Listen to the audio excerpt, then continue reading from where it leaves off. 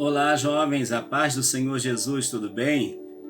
Estamos juntos para mais uma lição especial, a nossa terceira lição, que vai falar sobre divisões na igreja.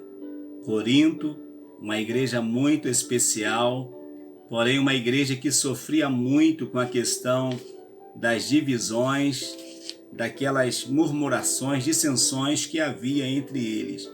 E essa nossa terceira lição, ela está muito boa, está maravilhosa. E com certeza você vai ser edificado com esta palavra. E aproveite para compartilhar as outras também que nós já fizemos, né? E com certeza vai ser uma bênção. O nosso texto do dia vai dizer assim: está Cristo dividido? Foi Paulo crucificado por vós?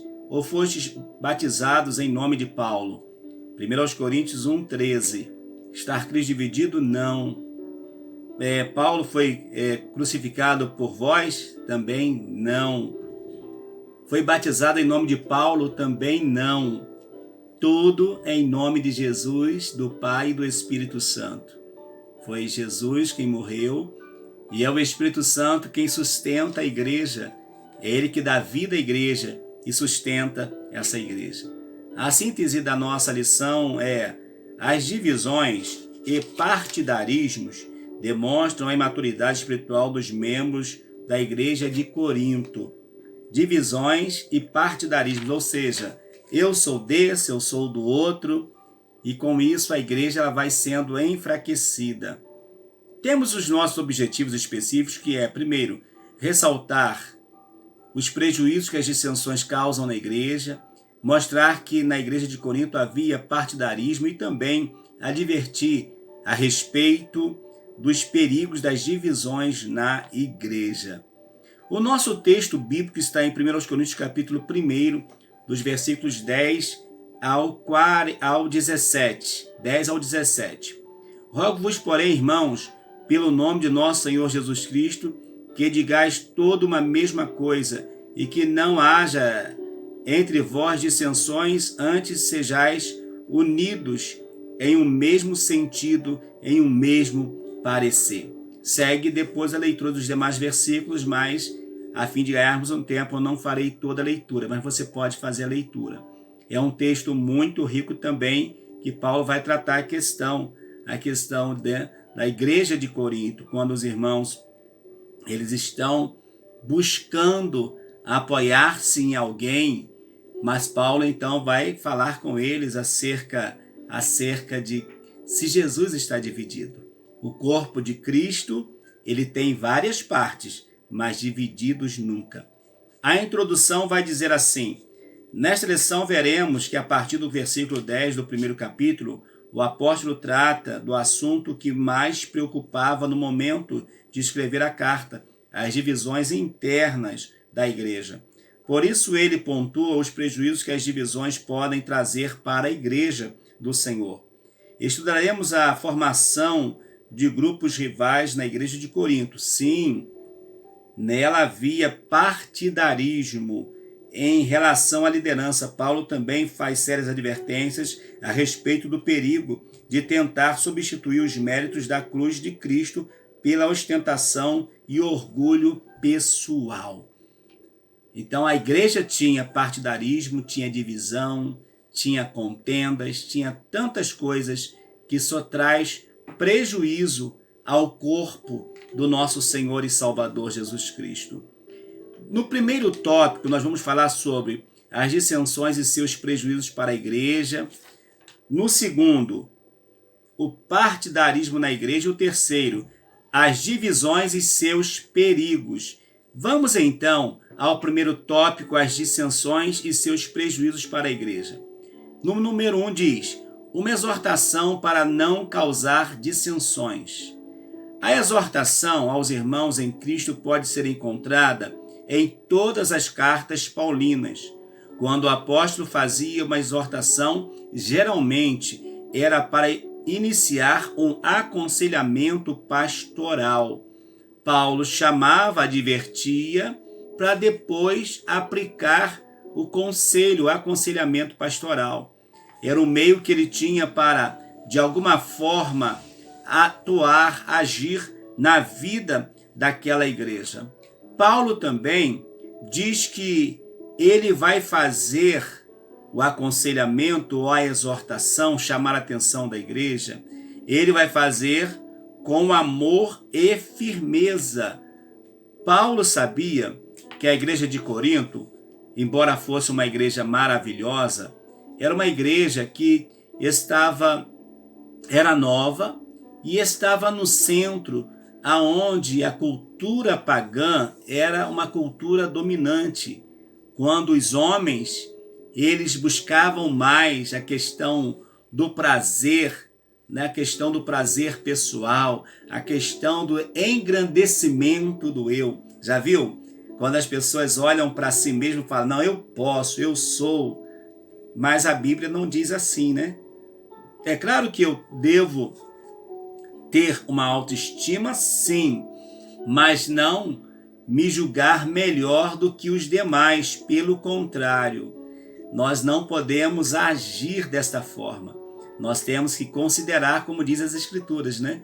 O nosso irmão maior do que nós. Então, Paulo vai tratar essa questão, exortando a igreja, mas com firmeza, mas sempre usando o amor.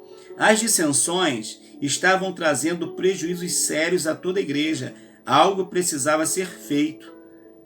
Todo lugar onde há divisão, dissensão, partidarismo, a igreja não resiste por muito tempo. Quando a igreja não aceita o pastor, quando a igreja não aceita uma liderança, ela se divide. Mas ela não se divide só por isso.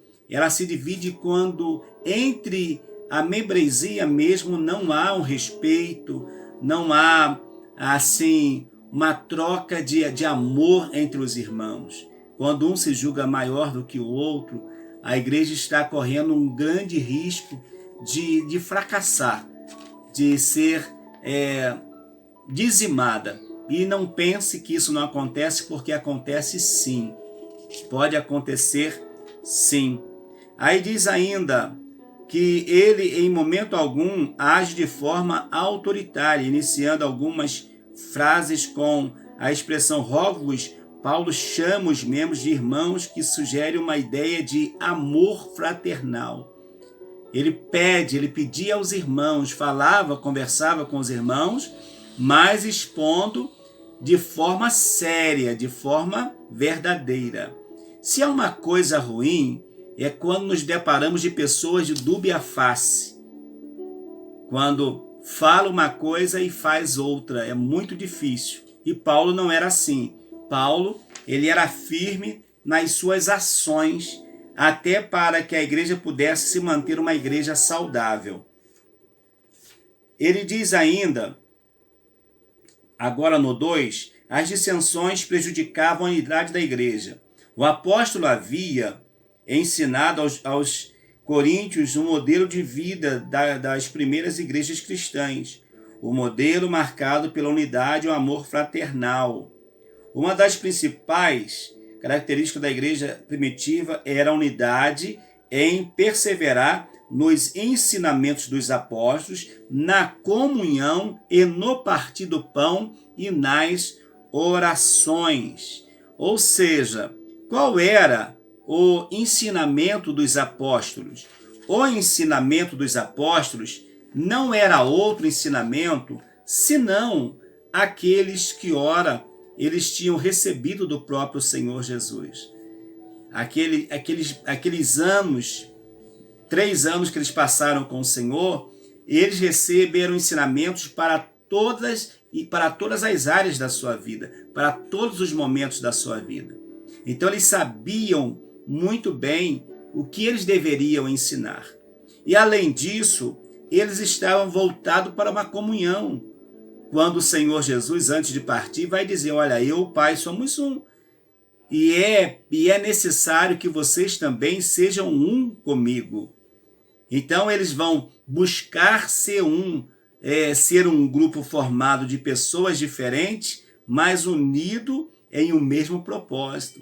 Muitas pessoas, mas formando uma unidade composta de muitas pessoas. Era assim que acontecia e era algo assim extraordinário. E além disso, a questão de ter a comunhão para partir o pão e também de participar juntos vamos dizer assim, nos propósitos de oração. Era fundamental que eles estivessem juntos orando, buscando a Deus, buscando em Deus, e eram grandemente edificados. No entanto, a igreja de Corinto era nova e seus membros ainda estavam acostumados com o modelo da sociedade romana e gregas, que valorizava o poder aquisitivo das pessoas e as classes sociais mais ricas.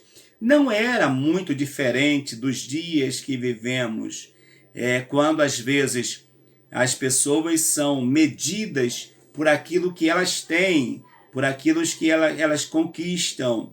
Mas diante de Deus não é assim. Paulo vai dizer que diante de Deus é o livre, o escravo, o homem, a mulher, são todos a mesma coisa. Não há acepção. Deus não faz acepção de pessoas, né? O sistema, o modo que Deus atua é diferente. O modo que a igreja trabalha é diferente do que o modo do mundo. Eram iguais. Na igreja, Paulo vai ensinar que todos são iguais. Escravos, pobres, marginalizados, ricos, todos são iguais.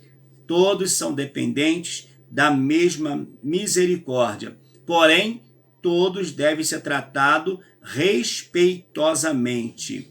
Diz ainda, os crentes coríntios deveriam pensar a respeito da importância da unidade de forma a viverem ligados, unidos em amor.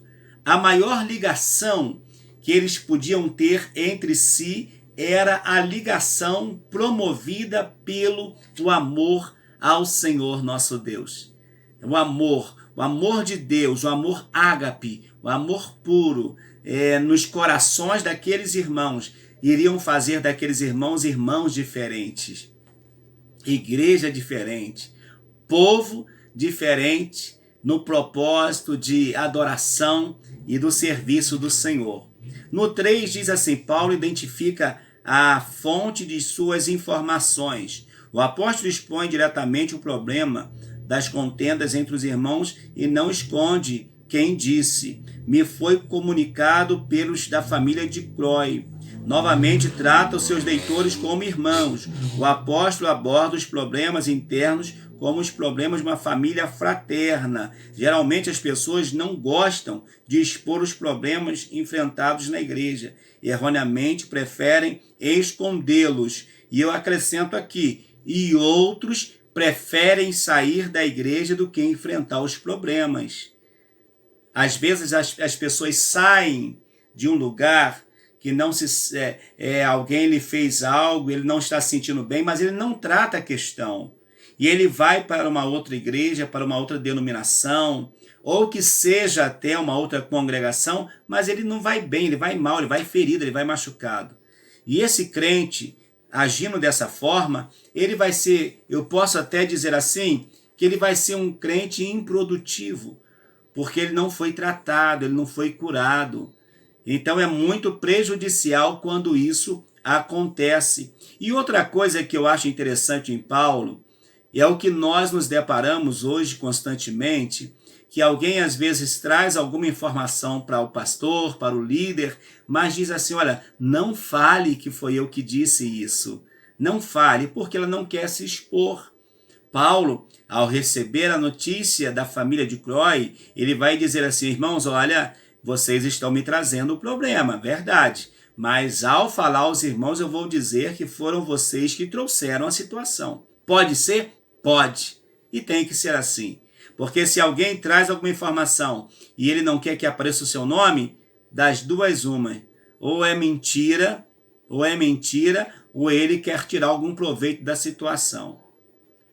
Então é muito perigoso quando as coisas acontecem dessa forma. E a família, então, com certeza era uma família que tinha o respeito, tinha o respaldo da igreja, então tinha condições suficientes de estar falando, de estar, de fato, sendo uma família que iria trazer à igreja benefícios. E por meio da ação de trazer informações a Paulo, toda a igreja seria beneficiada por suas atitudes. As dissensões precisam ser tratadas com amor, firmeza, para que sejam estancadas. Ou seja, se há um problema na igreja, esse problema tem que ser conhecido da liderança, para que a liderança tenha como tratar essa questão, tenha como resolver essa questão, e não deixar essa questão sendo assim trabalhada, levada à frente, levada avante, porque é muito perigoso quando isso acontece desta forma. Segundo alguns estudiosos, a família de Cloé provavelmente era uma família respeitada, comprometida com o reino. E tem que ser assim mesmo. Quem tem coisas boas para falar, precisam falar, ajudar quem está fazendo a obra. Há uma grande diferença quando alguém comunica algum erro à liderança da igreja por inveja ou querendo prejudicar alguém. É verdade. Tem pessoas que às vezes estão insatisfeitas, estão infelizes e quer tornar outros também infelizes. Aí é muito prejudicial. Você tem fugido das contendas e confusões entre os irmãos? Ou você tem tentado alimentar tal atitude? Precisamos desejar e fazer a nossa parte para que haja a unidade da igreja, ok? No nosso segundo ponto, vai dizer assim, o partidarismo na igreja. Nós vamos falar sobre o tratamento inadequado acerca das diferenças de opinião, a formação de grupos rivais e os tipos de grupos rivais. Vamos lá então no número 1, o tratamento inadequado acerca das diferenças de opinião. A maioria dos membros da igreja de Corinto havia perdido a percepção de que Cristo deve ser o centro de todas as coisas. Tudo indica também que eles não tinham habilidade para lidar com opiniões diferentes. Isso é terrível, queridos. Quando alguém acha que só o pensamento dele é o certo e ele não aceita o pensamento de outras pessoas. Isso é muito prejudicial à igreja do Senhor Jesus. E aqui o comentarista usa a seguinte expressão, que eles talvez esqueceram que Cristo deve ser o centro da igreja. Queridos, a igreja, uma palavra que eu falei existe, a outra não. A igreja ela tem que ser cristocêntrica e não pastorcêntrica. Não é o pastor que deve estar no centro. Cristo sim deve estar no centro da igreja e não a liderança da igreja, e não um irmão e não uma irmã, por melhor que seja, mas não deve ser tido como principal na igreja. Então essa igreja, ela sofria porque não aceitava opinião de outras pessoas. E viram? Quando não aceitamos opinião, a gente vai começar a nutrir um sentimento de exaltação sobre os demais. Aí, queridos, aí não dá para segurar, Aí fica muito difícil conduzir uma igreja desse jeito, quando alguém se julga melhor do que o outro. Isso quando as pessoas, na sua caminhada, não se julgam melhores do que o pastor da igreja. É muito difícil quando isso acontece, mas infelizmente acontece. A formação de grupos rivais. Como resultado das dissensões, a igreja de Corinto acaba por se dividir em 4 facções, em 4 grupos, em 4 ramificações. Cada uma delas seguia o seu pregador e líder preferencial. E esses pregadores seriam Paulo, Apolo, Pedro e Jesus Cristo, que nem esteve ali com eles, mas eles julgavam ser seguidores de Cristo. Nós vamos ver no terceiro subtópico falando sobre isso. Então a igreja, ela teve 4 grupos fundamentais, e esses grupos mediam força entre si. Eu sou desse, eu sou desse, eu sou desse, mas a igreja como um todo, e eu sei que eu estou falando para vocês que são jovens, é a força da igreja, juntamente com os juvenis, né?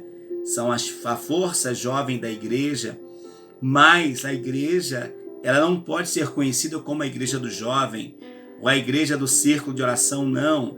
Ela tem que ser conhecida como a igreja do Senhor como um todo. E nessa igreja do Senhor vai ter jovem, adolescente, crianças, adultos, né? Os nossos idosos, vão ter todas essas pessoas. Então a igreja tem que ser conhecida por isso, e principalmente por ser a noiva do nosso Senhor e Salvador Jesus Cristo. Talvez eles eram influenciados ainda pela influência da cultura grega, da cultura pagã, que trazia essas questões, né, dos deuses gregos, da mitologia grega.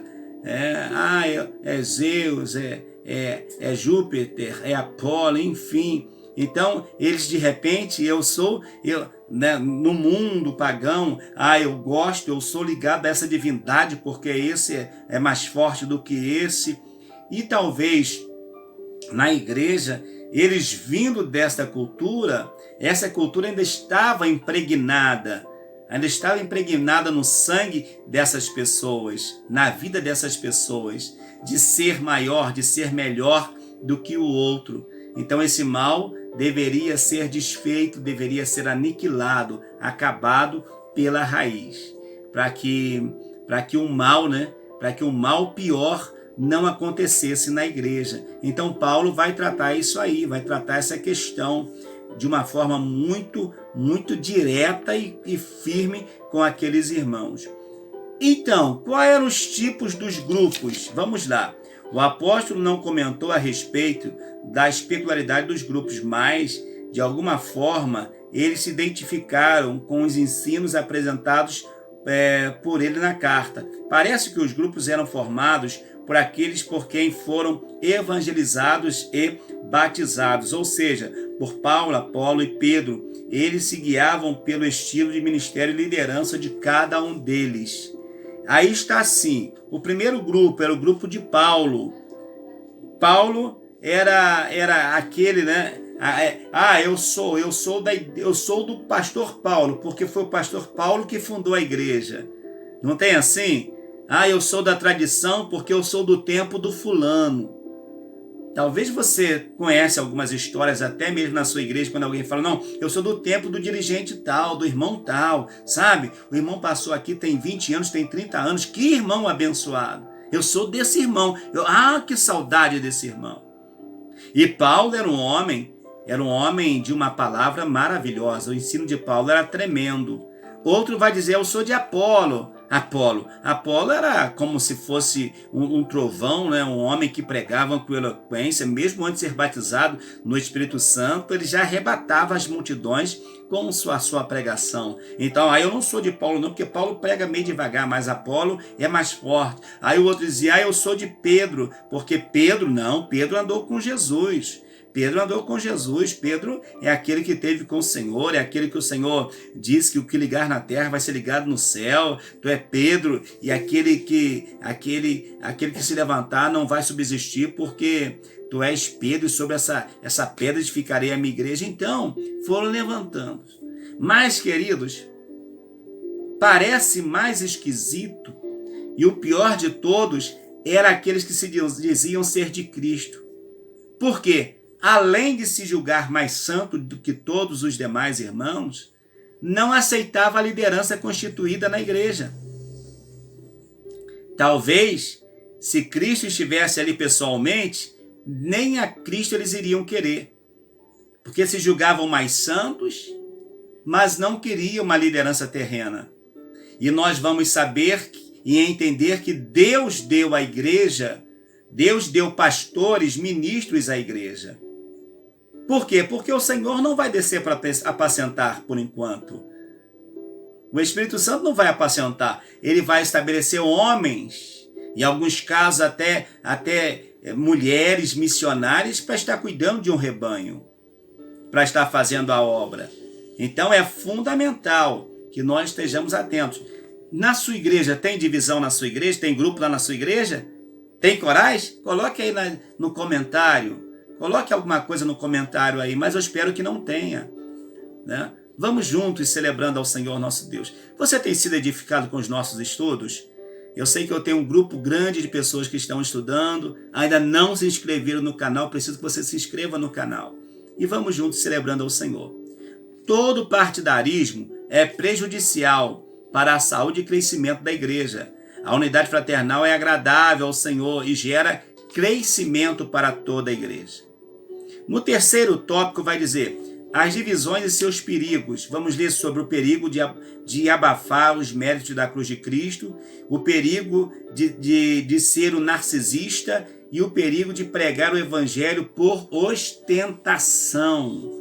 Diz assim, o perigo de abafar os méritos da cruz de Cristo.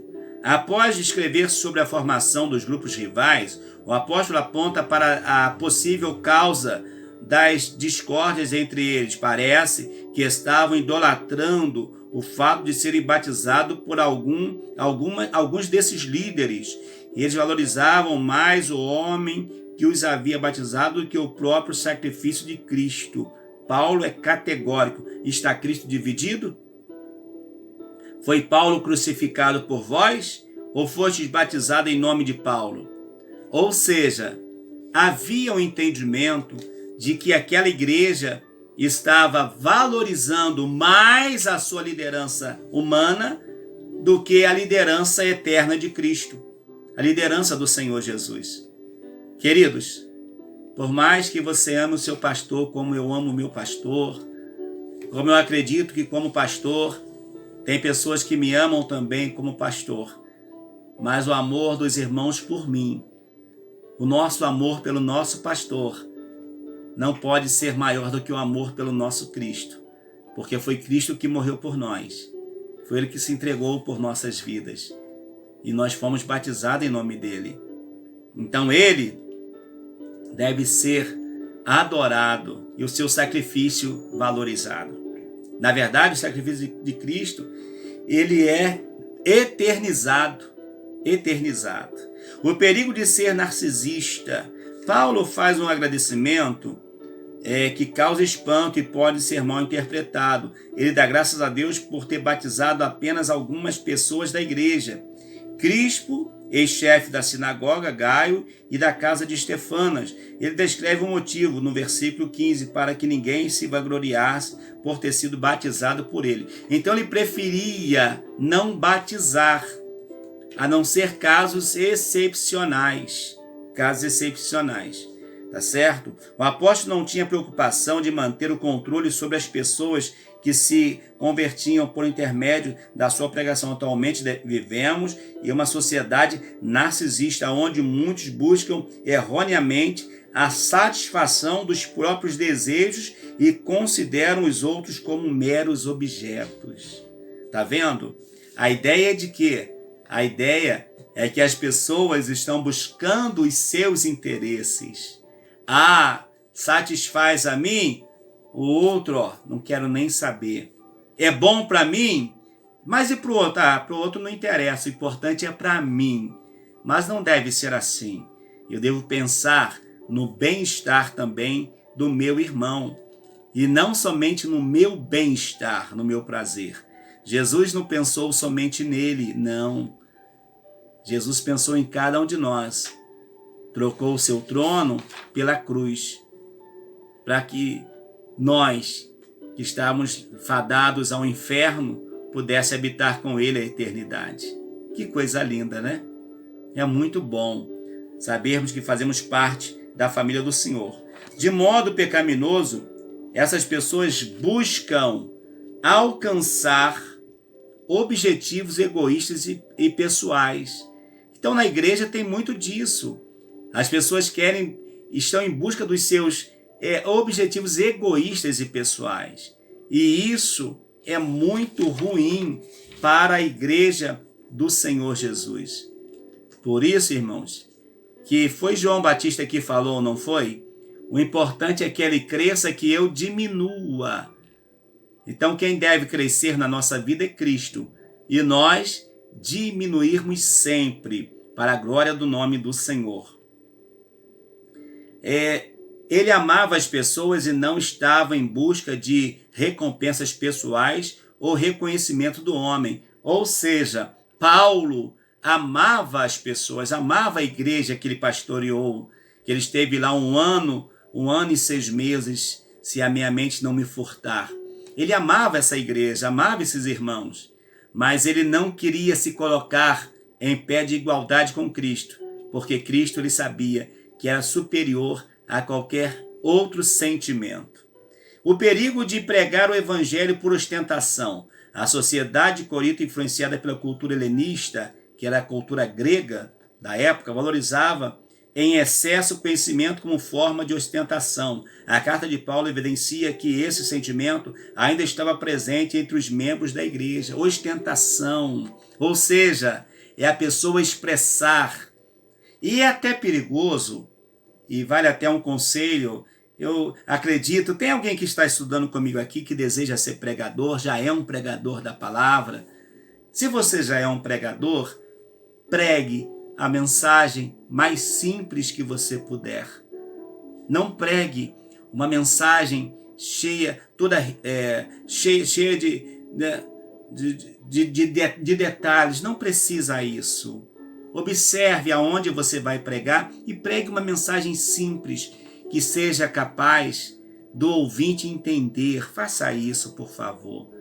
Não pregue uma mensagem difícil, não. Pregue uma mensagem fácil. E você vai ser facilmente compreendido, tá bom? E não pregue por ostentação, para dizer para o outro assim, não prego mais do que você não prega nada, eu sei mais do que você não sabe nada. Porque isso não vai trazer edificação espiritual, pelo contrário, vai trazer divisão no corpo do Senhor Jesus. Então, não devemos pregar por ostentação. A carta de Paulo evidencia que esse sentimento ainda estava presente entre os membros da igreja. O controle obtido por meio do conhecimento era algo desejado por alguns. Paulo não confiava na sabedoria de palavras. Inclusive, vamos estudar na próxima lição. Vem comigo, falando sobre a sabedoria divina. Nos dias atuais é comum ver pregadores confiando apenas em sua capacidade intelectual. Eu estudei, então eu sei. Eu estudei, eu sou capaz. Eu estudei, então eu vou ter condições. Não pense assim. Não pense, porque você pode simplesmente ser, de alguma forma, enganado e se perder, sabe? E se perder no seu próprio conhecimento. Se perder no seu próprio conhecimento. É muito difícil, tá bom? Então, vamos juntos fazer a obra de Deus com amor, com carinho e com dedicação. A pregação do Evangelho não deve ter como objetivo projetar o pregador e nem trazer benefícios próprios, mas exaltar a Jesus e a eficácia do seu sacrifício na cruz do Calvário. A nossa mensagem deve ser o Calvário. A nossa mensagem deve ser Jesus Cristo. A nossa mensagem tem que ser centrada no Senhor Jesus. O beneficiado deve ser aquele que nele crê, pois o Evangelho é o poder de Deus para a salvação de todo aquele que crê. Primeiro o judeu e depois o do grego, diz lá Romanos 1,16. Olha só, você ama a sua igreja como Paulo amava a igreja de Corinto? Precisamos seguir o modelo de Cristo, amar as pessoas e não viver em busca de recompensas pessoais ou de reconhecimento de homem. Vamos buscar na palavra do Senhor nosso Deus. Vamos buscar no Senhor e não buscar o reconhecimento dos homens. Vamos ser reconhecidos por Deus. É claro, se as pessoas quiserem amar cada um de nós, isso é muito bom, mas não vamos colocar esse amor maior do que o amor do nosso Deus. Concluindo, amados, como vimos na lição, as divisões internas da igreja de Corinto estavam prejudicando a unidade da comunidade e tirando o foco principal da missão da igreja. Alguns membros estavam se vangloriando pela proximidade com alguns líderes ou por ter sido batizado por um líder desses, né? Assim valorizavam mais a pessoa que os havia batizado do que o próprio sacrifício de Cristo. Esse comportamento revelava a imaturidade espiritual dos crentes de Corinto e impediu o crescimento da igreja. Valorizavam mais os obreiros do que o próprio Senhor. Isso é muito prejudicial. Que Deus te abençoe. Estudamos mais esta lição e com certeza muito boa, divisões na igreja. E semana que vem nós vamos estudar a lição 4, falando sobre a sabedoria divina. Vai ser linda essa lição. E você vai ser grandemente edificado, eu acredito, em nome do Senhor. Vem comigo no meu canal. Venha fazer parte dessa família que está em crescimento, divulgando os nossos vídeos e sendo edificado.